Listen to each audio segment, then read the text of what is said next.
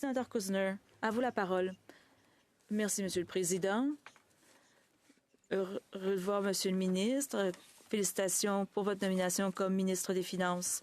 J'aimerais vous féliciter. La partie 4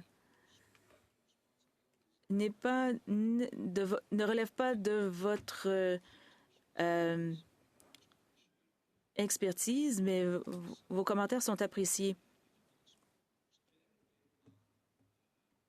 Pouvez-vous nous dire pourquoi il est important que ces amendements aient obtenu le consentement unanime à l'autre endroit? Les préoccupations partagées par mon collègue sont légitimes. Nous en sommes au début de la législature actuelle. Rien dans ce projet de loi n'empêche le gouvernement de traiter de ces différents enjeux. Merci. Heureux de vous voir au Sénat, Monsieur le sénateur. Merci de me poser des questions. Votre question est très importante. J'aimerais être clair. Nous devions, de façon urgente, préciser une norme uniforme au Canada pour éviter la courte pointe réglementaire.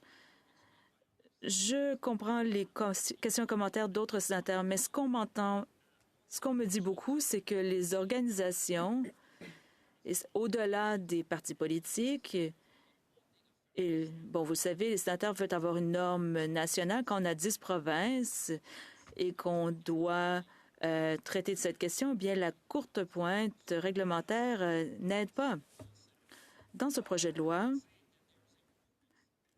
on apporte des améliorations. Certains sénateurs disent qu'on aurait pu aller plus loin, mais ça améliore déjà les choses. La loi nécessitera qu'on publie la politique de vie privée, comment on traitera de l'information, ce qu'on va faire avec cette information. Il y aura des sanctions administratives pécuniaires et on pourrait avoir une différente pénalité si on ne prend pas la vie privée au sérieux. C'est une étape dans la bonne direction. À l'avenir, un Parlement pourrait-il décider d'aller plus loin? Peut-être. Mais voici ce que j'ai à dire, c'est que c'est une amélioration. On précise les intentions. On doit fournir des lignes directrices aux tribunaux. En tant qu'avocat, à mon avis, la Chambre est le bon endroit pour ce faire. En 2000, on a créé un régime national qui est norme nationale.